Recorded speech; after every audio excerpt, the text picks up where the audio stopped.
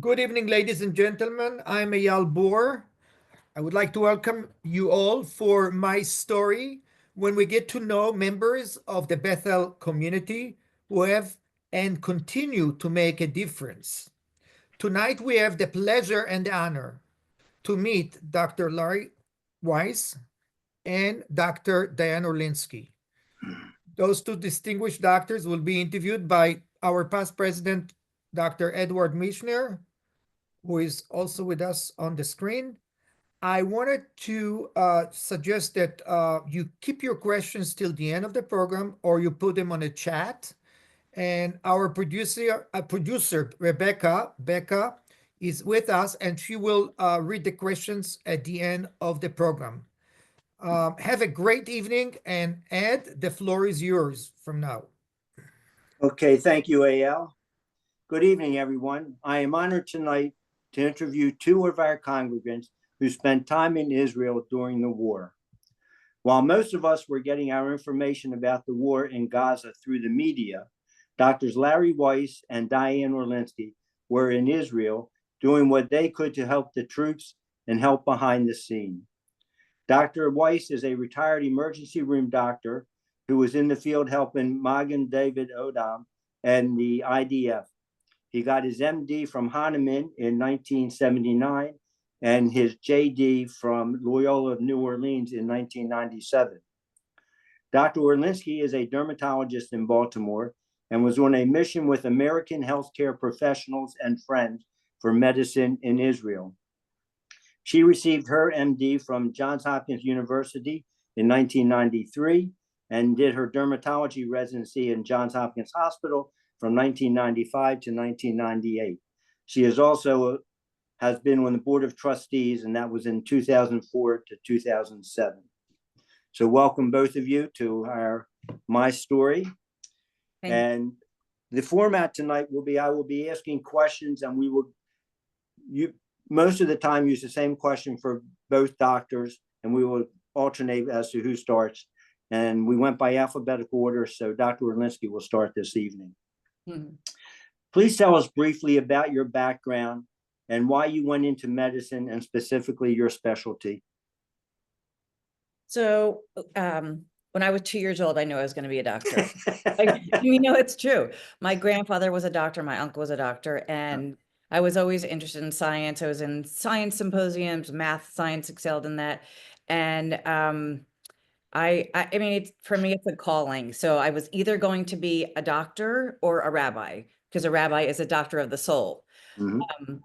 And like every path led me to become a doctor. And when I was in medical school, the reason I chose dermatology was because it was a little bit of everything: psychiatry, pathology, surgery, cosmetics, medicine, pediatrics. And as my grandfather, the doctor, used to say, no one dies, but no one ever gets cured. So it was a perfect specialty, and it's a very happy one too. So I feel because I did internal medicine first and then dermatology, I'm kind of like an integrative, holistic dermatologist. What I remember from dermatology is if it's wet, dry, if it's dry, wet it. Yeah. And if you don't know what to do, use steroids, right? My grandfather used that was it. Yes. And Larry, what about you? Well, I also had a lifelong interest in science and especially medicine. And I decided to go into emergency medicine because on every one of my clinical rotations, what really excited me were the people who came in through the emergency department, whether it was medical, surgical, pediatric, OB-GYN or orthopedic. I just really enjoyed stabilizing people when they had acute problems when they first came to the hospital. And emergency medicine was a young specialty at that time. And all of my faculty tried to talk me out of it because it was such a new field. But I went with my convictions and did my residency in New Orleans at the busiest emergency department in the country, a charity hospital where we saw 400,000 people a year. So I always felt that I made the right decision for me. But when I got into my 50s and 60s, I required a lot less excitement. But I made it to my 65th birthday, which I was really happy about. And when I look back, I have no regrets. I I made the right decisions for me, and I had a Mhm. remarkably enjoyable career. Great. So let's fast forward. And as we all know, what happened October 7 and 23. And what I'd like to know is what made you decide to go to Israel during the war, and how long were you there? Larry, you're first. Well, I'll try to be really brief because Okay. my answer is going to be very emotional. Like all of you, my wife and I were horrified at the events of October 7th. And I very quickly said to my wife, I'm going to go there. I've got to do something that my 38 years in emergency medicine, all of which were in level 1 trauma centers, I just figured that I could do something useful. And for 6 weeks, I applied to every agency I could think of, including the Israeli Ministry of Health, and I heard nothing. And then my wife really saved the day when she showed me an online article about a California emergency physician who was working with MADA, with the Mogain David Adam, the National Ambulance Service, and having a great experience. And I ended up on a mobile intensive care unit, and I can tell you more about that later. But We'll get into that. Yeah. yeah, I was able to see very sick people, and it was the single best thing I ever did with my medical training. Okay. Diane? So like many of you, I'll never be the same person that I was on October 6th. And so, after October 7th, I was obsessed with the news. I was obsessed with Israel. I couldn't even function. I couldn't think about anything else. And I couldn't talk to anybody who wasn't like me, 24/7 thinking about Israel. And then I went to an associated event where a doctor, I think it was Dov Frankel, went to Israel. And I was like, that's what I need to do. I need to do something. Like, it's not enough for me to be giving money to organizations. It wasn't enough for me to, I sent like soaps and shampoos and lotions to soldiers. And I said, I have to be doing something. So after that event, I said, I need to go. So like you, Larry, I went to, I researched, and there were all these places, and at the time that I was looking, they didn't really need doctors to be conducting medical care. They needed solidarity. And in my myriad of WhatsApp chats that I was on fighting anti-Semitism, I found this medical mission, and I called the director. My family thought I had like gone off the deep end, but I called the director, and we talked for like an hour, and then I got off the phone and I made my reservations on LL. And again, my family was like, don't you know that's dangerous? I'm like, I don't care. I'd rather die over there. And so I knew I had to do something. And honestly, besides marrying my husband, it's the best decision I ever made in my life. Right. So as a radiologist, I tried to get over there to do something. And the response I got was, we don't need radiologists. So I never went over there.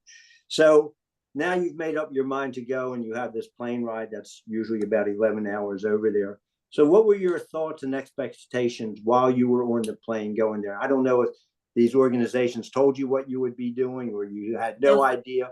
So let us know. I had no idea. I didn't know a soul. I took the train to Newark. I'm like, I don't know what I'm doing. I'm just doing this. And I got on the plane, and I was kind of like a crazy person. I was looking at people thinking, are they a doctor? I wonder if they're going. And I would ask them, are you going on this trip? Because I don't know anybody. And they looked at me like I was nuts. But I wasn't scared at all. I was excited. I knew this was like a calling. I knew I was going to be safe. Everyone had given me all these, blessings and good luck charms. And as soon as it touched down, I got off the plane, I just started crying because like that's where, I'm sure you feel this way too. My heart is in the East, even though my body's in the West. And I was excited and knew I had to be there. How was the plane ride? I mean, you got 11 hours really to think about. I just slept. Just slept I just watched movies and slept. No, I was so raring to go.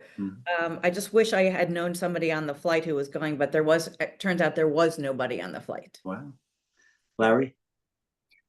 Well, MADA, the Mogain David Adam, is incredibly well organized. I knew exactly what I was going to be doing. In 5 days, they got me an emergency license to practice medicine in Israel. When I moved to Maryland, it took more than 6 months. They did it in 5 days. In 3 more days, I had all my travel arrangements. They had a car waiting for me at Ben Gurion because they wanted me to work at different stations around the country. And the following morning, I went in for orientation and I was ready to start working. On the plane, I was really eager to get there and start working. I felt so bad about what was happening, and I just thought this would be the opportunity of my lifetime to give something back to my people. So, talking about the time frame right now, when did you get into Israel relative to October 7th? When were you there? I was there exactly a year ago today. Okay. Okay. I mean, it was And then, early in the I'm sorry, game. go ahead. It was pretty early. So what did you end up doing? I know you were with a mission there. So, and you were there for about, I think, 5 days, and you spent a few extra days there, you said. So what were you doing while you were there? it's kind of a blur because there was no downtime whatsoever. Uh-huh. We went to all the different hospitals, met with the head trauma surgeons or doctors, and heard about their responses to what happened. We met with, we went to the Nova Festival grounds. I met with a retired reservist general who told us how he and his son, managed to save all these people, but they didn't even know what was happening. They were celebrating Simchas Torah. They weren't even like on duty, and they almost died in the process of trying to save people. But and we went to Kibbutz Be'eri, where we had a tour guide whose family was murdered. And he was a peacenik, and he just said, Israel has come to the point where we need to do what we need to do. Like, no more letting everyone just walk over us, because they had Gazans come in and murder these people who worked in their kibbutz, who they trusted, who knew every, they had of the kibbutz because they lived there, they worked there, excuse me, and they were paid, and they were fed there, and so it was just that was just mind-blowing. We went to Hostage Square a couple of times. We met with soldiers who lost their leg and their partner, who were in rehab centers. We went to the Sderot police station that was destroyed, and heard about what happened at the police station from one of the police officers. We went to the IDF military academy and watched how, these young 20-year-olds are basically running the show. And we met with social workers and humanitarians, and people whose families are still hostages to this day. Right. So the people that were working at the kibbutzim, the Gazans or Palestinians, isn't it now believed that they were actually spying, and that they were the ones that were giving the information back to Hamas? Yes, they were. So there were 3 waves. There was first the paragliders, and then there were the cars and the motorcycles in the second wave. The third wave were the regular Gazans who worked in the kibbutzim, and apparently they were really kind of the deadliest. I'm not going to be gruesome and discuss this, but they came in, with kitchen knives. And so they knew the lay of the land. They knew the map. They knew who lived where. They knew the dogs. They knew the clinics where, there was a medical clinic. So yes, they came in, and their devastation was worse in the kibbutzim than from the Hamas. Yeah. So Larry, what about you? When did you get to Israel? I arrived on December 10th of 23. And I stayed there exactly a month until January 10th. So you were there 2 months after the onslaught. Correct. So tell us a little bit about your experience, as much as you want to tell us, as much detail as you want to tell us. What were you doing, and what you found there? Well, MATA tries to staff these mobile ICUs with physicians, but during the war, so many Israeli physicians were called up into the reserves that the only physicians available were foreign physicians like myself. I saw a lot of really sick people. So, it was, for morbid reasons, it was very exciting, but I got to help quite a few people. I would say 2 of the most remarkable cases that I saw were the very first and very last cases of the month.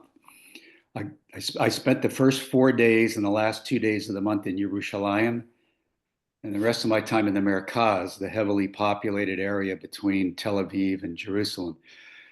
But on my very first day at 7:01 in the morning, our radios are activated to go to a playground in Western Jerusalem where a 38-year-old man fell. So I was working in the civilian sector. I was taking the place of a civilian Israeli physician. So I thought, how bad could this be? A 38-year-old guy fell at a playground. Well, we get there and he has no pulse and he's not breathing. So first responders were doing CPR. We intubated him on the sidewalk to breathe for him. We shocked him. We gave him cardiac drugs through his IV. We got a pulse back. He went to the Shara Zedek Medical Center. And the Shara Zedek and Hadassah and Chaim Sheba outside of Tel Aviv and quite a few other hospitals in Israel are every bit as good as any hospital in the United States. The quality of care there is the same as it is here. So he gets back to the hospital. They further stabilize him in the emergency department. He goes to the cardiac cath lab and gets a stent and he survives. So the survival rate for out of hospital cardiac arrest in the US is well below 5%. And this guy survived. So this one case was worth the whole month for me. We saw several other cardiac arrests, heart attacks, strokes, a lot of people with severe respiratory distress, usually from asthma or emphysema. But the last case of the month had a really deep impact on me for different reasons. We were back in Jerusalem at the very end of my final day. A young woman gave birth to a beautiful baby girl in the back of our ambulance. And it left me with the impression that our people would continue to grow and be strong in our homeland. And it was just a simple case. It was an easy delivery, but I never thought I would bring a life into the world in Jerusalem. It just will stay with me forever. So when you're talking about this person who apparently had a cardiac arrest, right? And he was brought back because he had a stent put in. There's a comedian from Israel who's very, very, very funny. But one of his jokes is that the ambulance service, the Magen David in Israel, they are so efficient and so fast. It's like 12 of them can be there within 10 seconds. He was, obviously exaggerating, but that's one of the reasons that the success rate there is so high, because the rapid responders are there very quickly and initiating, service, or whatever they have to do right away. We have great paramedics in the US, but the MADA service in Israel has got to be one of the best pre-hospital care systems in the world. And you're right, Ed, the clinical capabilities, the motivation is through the roof, and the quality of their training is outstanding. I was consistently impressed. I mean, I was working with paramedics, EMTs, and we would have a driver in the ambulance, but I was consistently impressed by the overall quality of these people. And by the way, I worked with quite a few Israeli Arabs. When you hear this nonsense about apartheid in Israel, it's ugly propaganda. I was rubbing shoulders with Arab paramedics. We had Arab drivers. I would go to the hospitals and I would present cases to Arab physicians. We were involved in transfers, so I'd go up into the hospital. I'd see women in hijabs everywhere, and we all got along. There's the apartheid propaganda is nonsense. Hotels that I stayed in had Arab workers. They were pleasant. I would stop at restaurants and Arab people would help me. It's nothing but propaganda. Yeah. But you're right about the quality of the paramedics. Yeah, terrific. So I just want to, as an aside, tell you about something that's happened at University of Maryland in the last couple of weeks. So as an alumnus there, I get our bulletin. And one of the top trauma surgeons from Israel was scheduled to come to University of Maryland to give a lecture. And the Arab community was so terribly upset about this that the University of Maryland canceled it on the premise that it wouldn't be safe. So I found that to be outrageous. I signed Beyond. a petition against that. Huh? I signed a petition. Well, I didn't see a petition. Where It's the American Jewish Medical Association. I think we signed some letters. Oh, I'm not a member of that. I wish I'd known about it. Yeah, But I'm also a member, and I sit on a board called Doctors Against Racism and Anti-Semitism. Until the 2021 Gaza war, we were mainly standing up for Black physicians, women, Muslim physicians that were getting discriminated against, usually at community hospitals.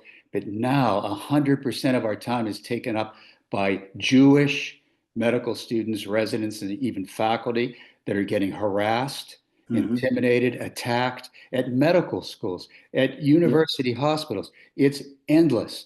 And the volume of this anti-Semitism, this anti-Jewish hatred in organized medicine is through the roof.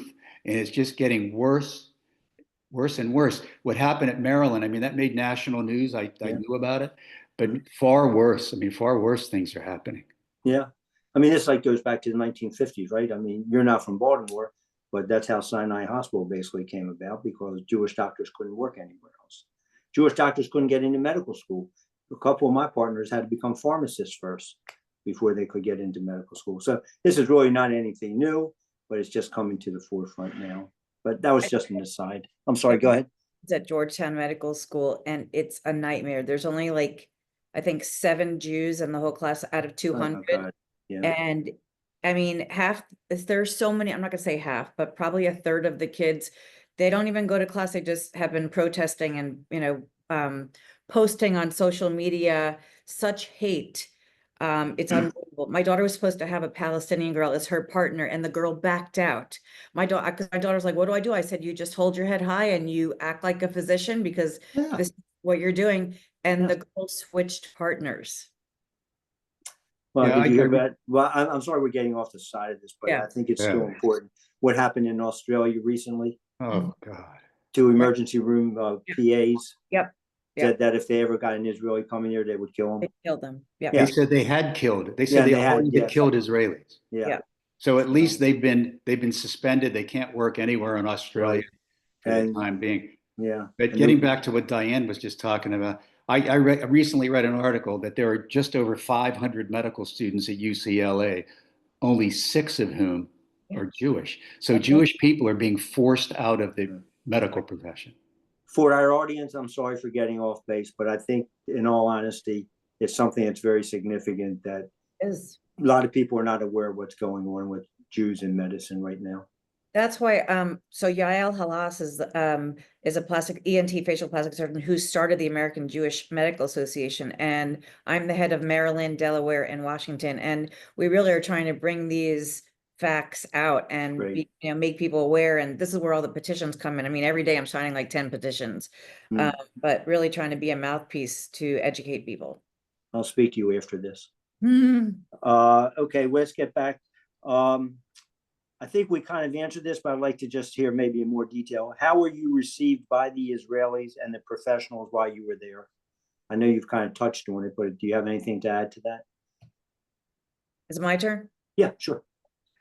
They were so grateful.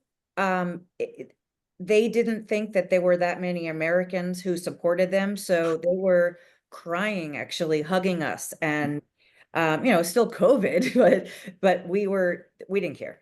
So they were grateful. They appreciated our support.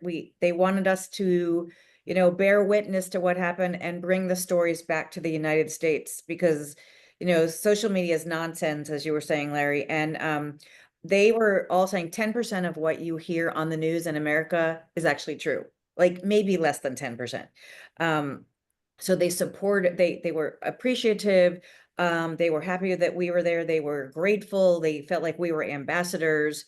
And I mean, we were really accepted very well. Larry? Yeah, I would echo what Diane said. only spoke Hebrew the entire month, and my Hebrew is not very good. So patients and their families would immediately know that I was not Israelis, and they would ask the paramedics, "Who is this guy? Where did he come from?" And they would tell them that I was, a volunteer physician from America. In almost every case, people would break out into a broad smile. The women would come over and hug me. Mhm. I never got hugged by so many different women in 1 month. The men would slap me on the back and shake my hand and say, "Kol hakavod." I heard that at least 100 times. And at times, the warmth and appreciation were through the roof. I'll give you a real quick example. Sure. We went to Yavne to pick up a patient in a nursing home. She was barely breathing. We had to intubate her. The manager of the nursing home comes over and he starts asking the same questions. "Who is this guy?" Because he could tell I was not Israeli. And then he shook my hand and he said, "Ata achi, you are my brother." Well, that's another lifetime memory. He made me feel like I was in my homeland, surrounded by my brothers and sisters during a time of great distress. And, I think we can talk later about how much distress the Israeli people were under. But, what he said it struck me in the heart. It made me realize I did the right thing, and I wished I could have stayed for more than a month. Mm-hmm. So since you brought up that topic, let's try to expand on that a little bit. What were the Israeli people like? I know that sounds like a simpleton question, being in a war and everything, but I was just wondering, can you give us a little insight about how they were handling this, the people that you came in contact with? Well, this was in December, like you said, 2 months after the horrific massacre, and they were still in a state of shock. They couldn't get over what happened, especially to the women, the children, the babies that were mutilated before they were murdered. They were obsessed by these horrible things, and they were anguished. They were really anguished over the hostages. I drove through so many towns on every block, in every city. I saw hostage posters. We had one or two posters on the back of every ambulance.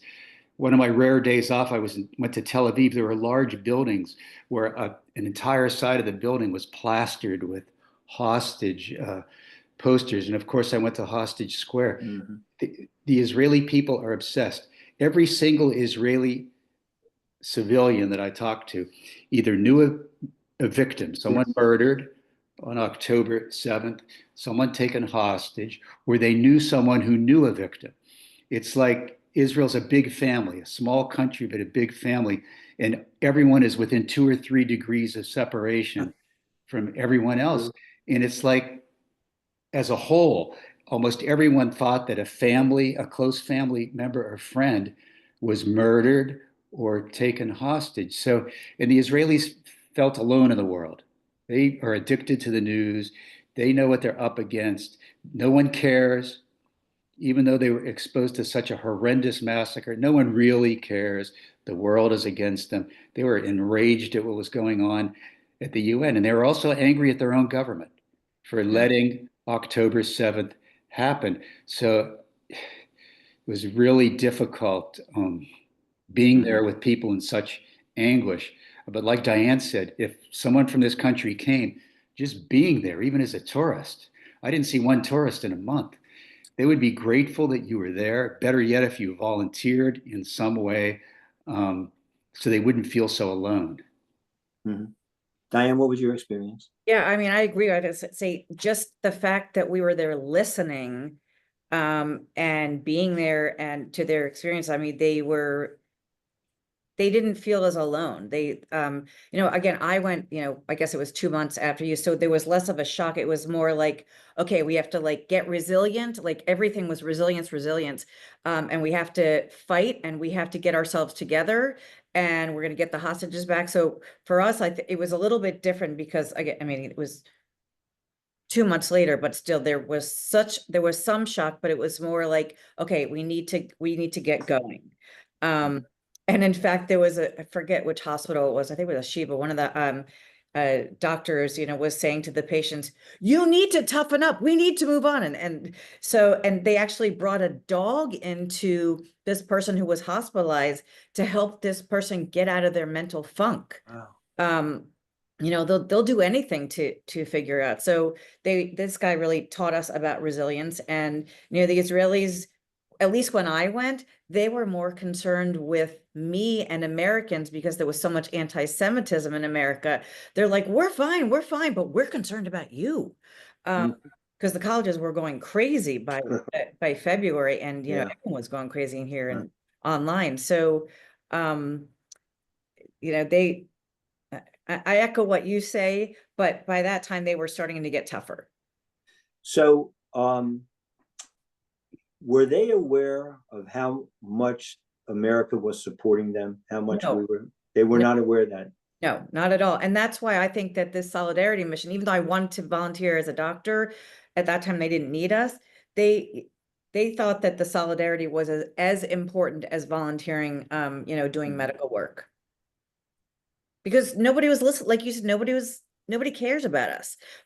American Jews are part of the Israeli family, in my opinion. I mean, at least I am. And so, we were an extension of their family coming from America, the other side of the world, saying, yes, we do care about you. And here's what we're doing. And I told them all about what Jewish doctors are doing and what Jewish students are doing. And they were, that blew them away because they were unaware of it. Boy, that's really surprising. What was your experience, Larry? Well, a lot of the people that I spoke with, they were grateful for Biden's initial support. If you remember, he went over there quickly. He sent a flurry of weapons there, and they were grateful for that, but they knew it wouldn't last. And by the time I got there, they would say, I was right. It didn't last very long. And now he's jumping on the bandwagon and ganging up on us.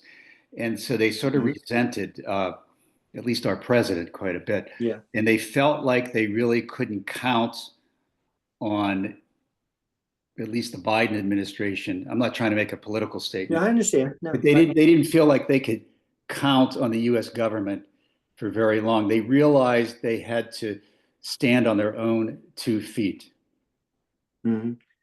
But saying, politically they didn't think Biden was with them. Did you find the same as Diane, that they didn't know that Americans were, these Jewish Americans and mostly Americans were 100% behind them?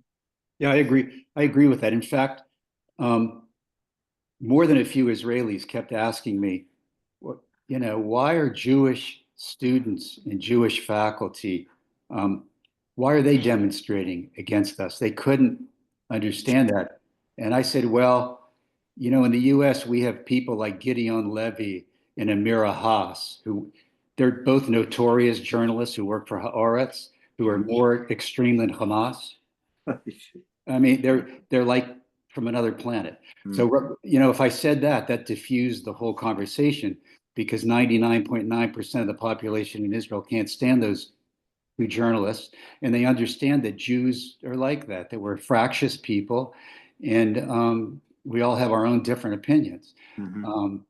But they kept asking me about that. Why are Jewish students and faculty against us? Yeah. It really bothered a lot of people that I talked to. Yeah, I can understand that. So I'm going to kind of change the subject just for a second, and that is, while you were away, how was your family affected?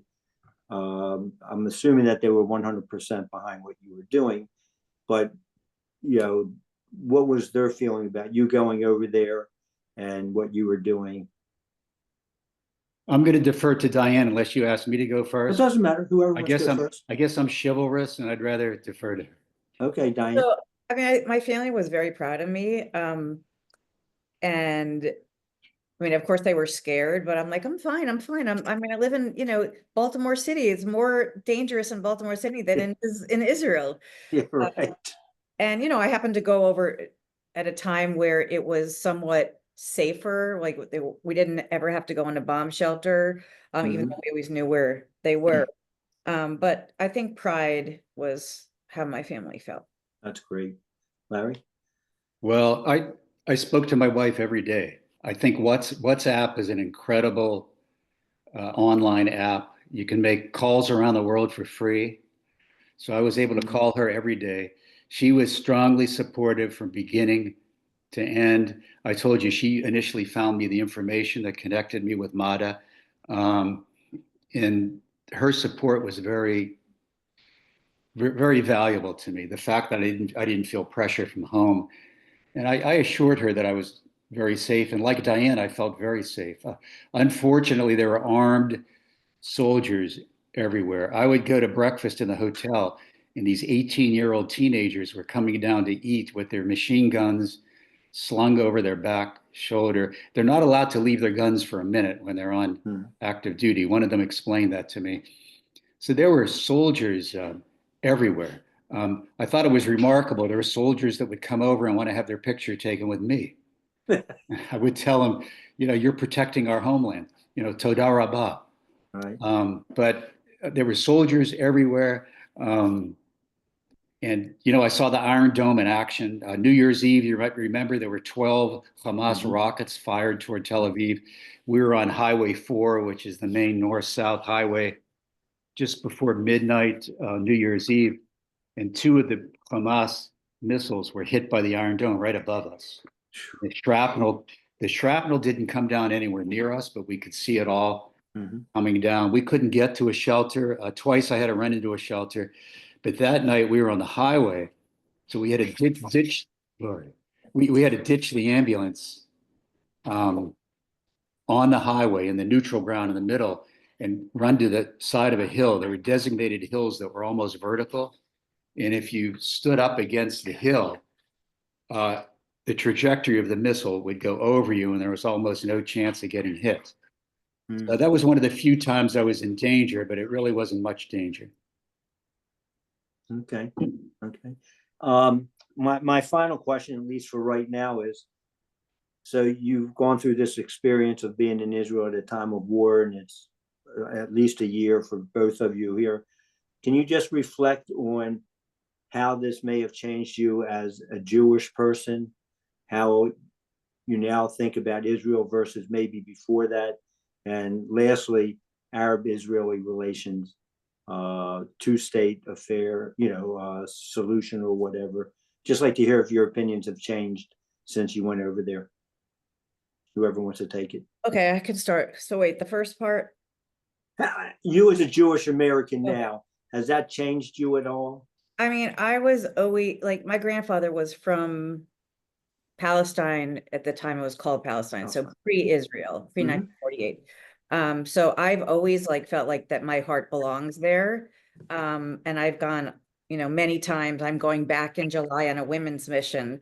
So I think after going, I now have vowed to myself that I want to go every year. So I want to go more frequently. I feel so much more connected to Israel. I'm reading books all the time. I just did a year of Duolingo in Hebrew. I study Daf Yomi. I mean, I do a lot now, and I feel it's almost like this is my calling. So it's pulling me towards Israel, from Baltimore, America, wherever I am here. And I'm not even sure something's happening, and I'm not sure what it is. Well, I'm sorry, I was just going to follow up that question. I don't know how long I'm going to practice medicine, but I feel like my next stage of life might be related to Israel. And I've felt that for a while, but now this has really solidified it.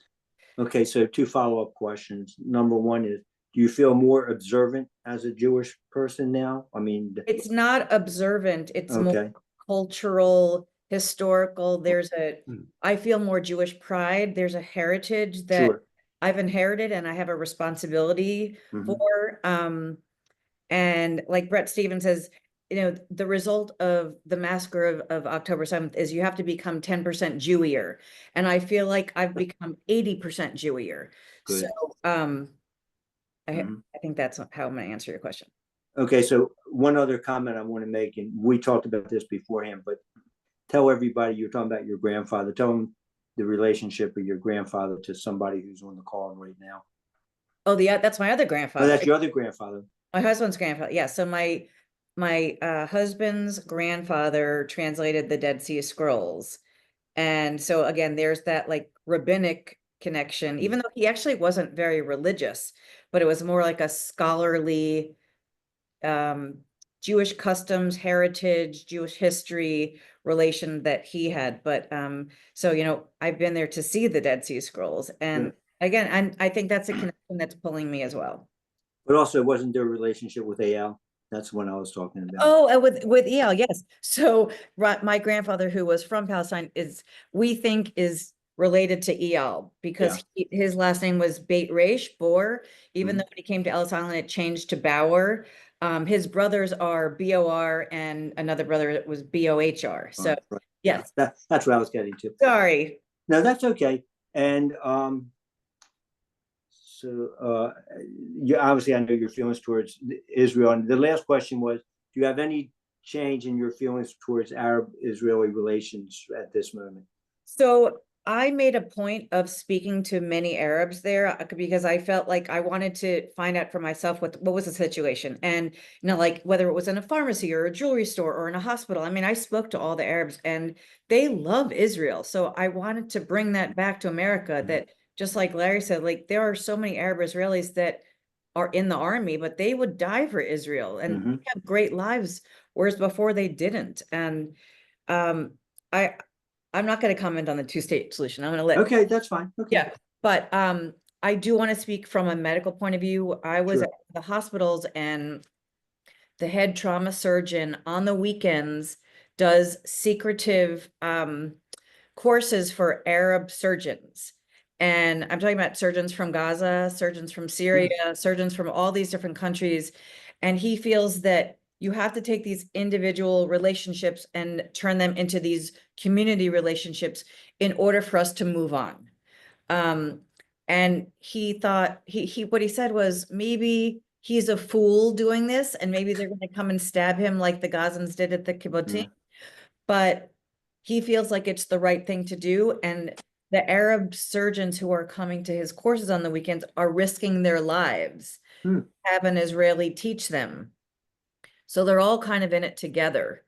And I'm more in the camp that we do need to work together. We need to have these relations, or we're never going to have peace.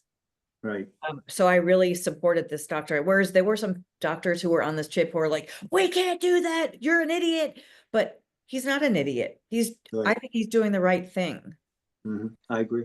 Larry, what do you same questions? Well, like Diane, I've always been committed. I don't think my commitment changed. In fact, I was sort of hoping that I wouldn't get into medical school right away and I was going to go to Israel. And since then, I've thought about making Aliyah, but I did get in and I got so busy with my career and my training.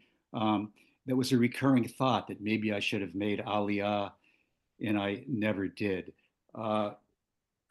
Never too late. I'm trying to remember the other components to your questions. Your feelings towards Israel, they probably haven't changed. You're very pro-Israel. But the Arab-Israeli relations, now that you've been over there, you've worked with Arab Israelis, and what are your thoughts about that? I don't really want to give my opinion. I have a very specific opinion about that question. But I will say that when I was over there, I didn't talk politics with people I interacted with, but the general feeling was that October 7th either killed the two-state solution or it set it back by decades, not by years, by decades. And people were saying how we can't trust, we'll never be able to trust Hamas. We can't trust, the Palestinian Authority run by a man who's so corrupt and who's openly anti-Jewish. Abbas hates Jewish people. He's ineffectual. He's a coward. He could never say yes to peace. We have no peace partner. And after October 7th, we would rather stand on our own 2 feet and fight rather than let Hamas come, within 5 minutes of Ben Gurion Airport or within 8 miles of the Mediterranean at Netanya. We can't be that vulnerable. So the people, at least when I was there, they thought that the two-state solution was dead. I didn't run into anyone who felt otherwise. Okay. So that's kind of the last of my formal questions. People who've heard me do this before know I like to end on a light, breezy topic. So like rapid questions, I'm going to ask you, like, start with Diane, your favorite book to read. The Source. This one, I know you told us you just started, or you just finished it, I should say. Favorite music? You got a genre you like? I'm a Swiftie. Swiftie. Oh, okay. But I like everything. I'm a classical pianist. I mean, I like country. I like all kinds of music. And favorite movie? Don't judge. The Princess Bride. Okay, no judging. Larry, favorite book? That's a tough one. I would say I recently read a biography of Winston Churchill by Andrew Roberts. It's called Walking with Destiny. I thought it was great. Okay. What was the other question? Favorite movie? Oh, I would have to say Dr. Zhivago. And favorite, your music you like to listen to? I'm a Motown man. Motown, so was I. The So Temptations. anyway, I thought after coming back, you would all say, well, my favorite book's the Torah. But okay, that's all right. Listen, I thought this was great. Becca, do you have questions in the chat? I do. It says, any suggestions or thoughts to make the PR better for Israelis to know how much support they have from America? Yeah, that's been a problem for so many decades, that the Israelis do everything so well and they can't just get the PR down right. They let these vicious terrorists outmaneuver them in the media and now in social media. They just need to, I think, put a lot more resources into public relations and put a lot more emphasis on it, because they're just not doing a good job at all, unfortunately. I think, And you have a yeah, thought? people need to just go to Israel. They need to go to Israel and see it. And then they could bring the stories back, like I am and like Larry is. That's how you improve public relations. But I think they do need to hire better people. Well, I'd like to just add my 2 cents on this, and the thought, or what I gleaned through all this when it was going on, is that they really think that Israel, they're colonialists, apartheid, and that they are taking the homeland away from the Palestinians. And anybody who's read the Torah and knows history knows that's not true. So immediately, when something like this happens, they think that we're the aggressor, and the world's sympathy is with the oppressed, who everybody thinks are the Arabs. And I think that that's our problem. And I don't know that we're ever going to win that war. I really don't. I mean, re-educate. We have to re-educate all the young people. Mm-hmm. See, I think Israel has to learn the language of the political left, because that's what young people are attracted to. Right. The Jewish people are the indigenous people, and the Arabs are the colonialists. I mean, the Arab conquest of Byzantine Palestine was a colonial conquest. So the Arabs living in and around Israel right now are descendants of the original Arab colonialism and other Arabs who moved there during the colonial period. So 1948 was not a catastrophe. In 1948, the indigenous people successfully carried out a war of national liberation, overthrew colonialism. And that's something that should appeal to the left. They make an exception for Israel. That's right. The political left is supporting Arab colonialism. Sure, absolutely. I mean, even the Indians are now fighting for Israel. Have you seen the Indians speaking out for Israel? You mean No, Native I haven't. Americans? That's interesting. No, I have not. The American Indians are Yes, Yes, speaking that's out true. in support They of realize we're Israel. indigenous like they are. Yes. Yeah. Yes. So we need better PR. I don't disagree. Becca, next. That was all of the questions that Oh. were there. Feel free, anyone. We have a couple more minutes.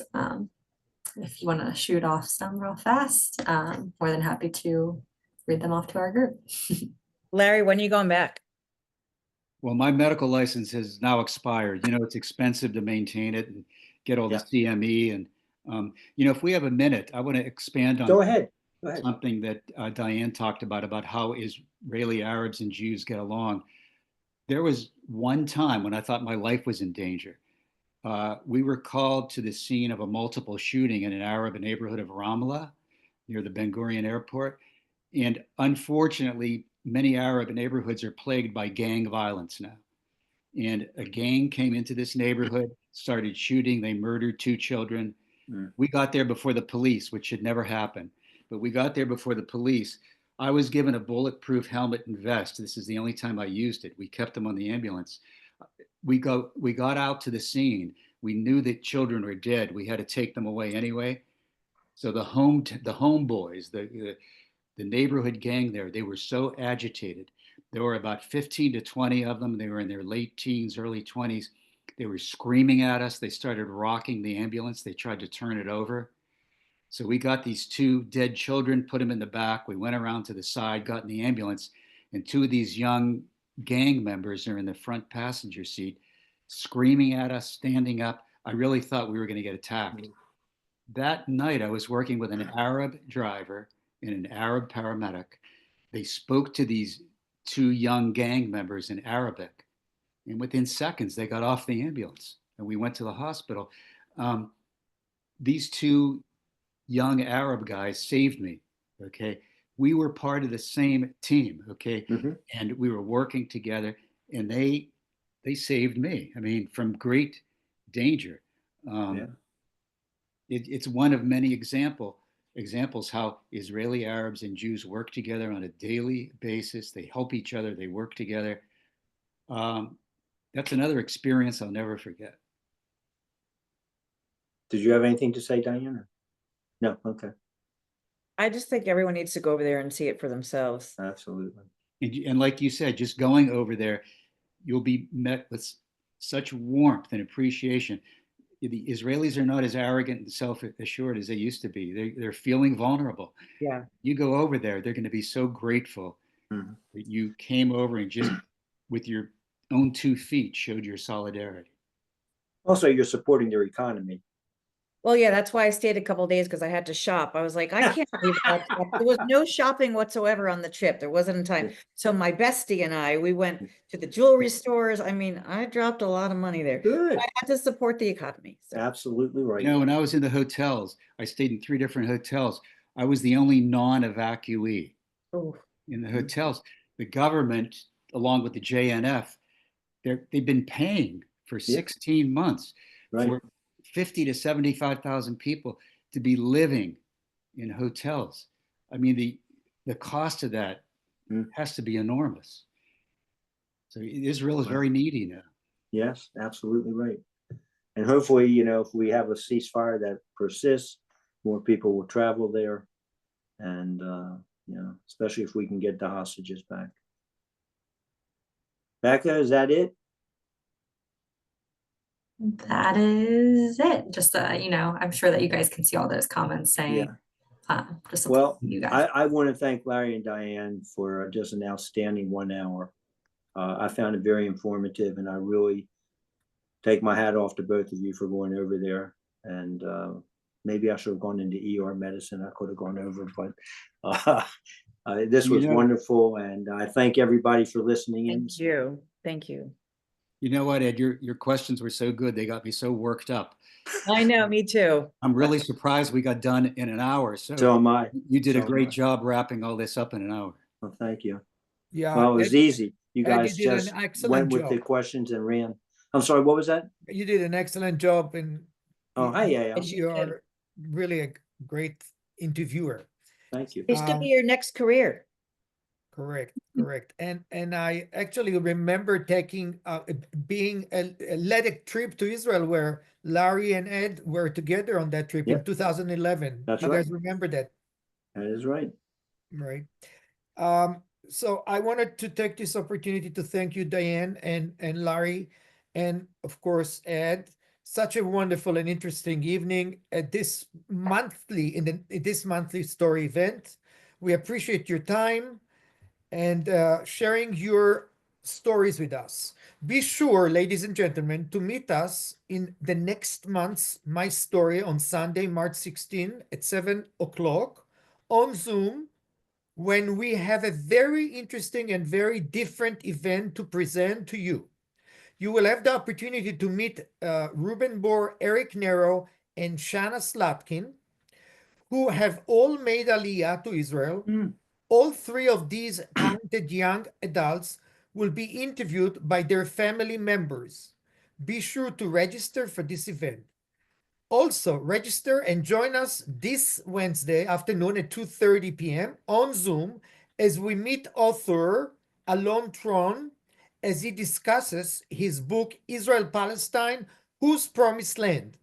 We have a wonderful art history program beginning this coming Thursday evening with Nora Hammerman, entitled Moses in Sculpture and Painting, a Scene from the Old Masters. Be sure to register for this event as well. So, ladies and gentlemen, I think this conversation was amazing. I want to thank everyone here and wish you a great rest of the weekend and Shavua Tov. Thank you, Shavua Tov. Diane. Thank you, Larry. And thank you, Bye-bye. Ed. Thank you.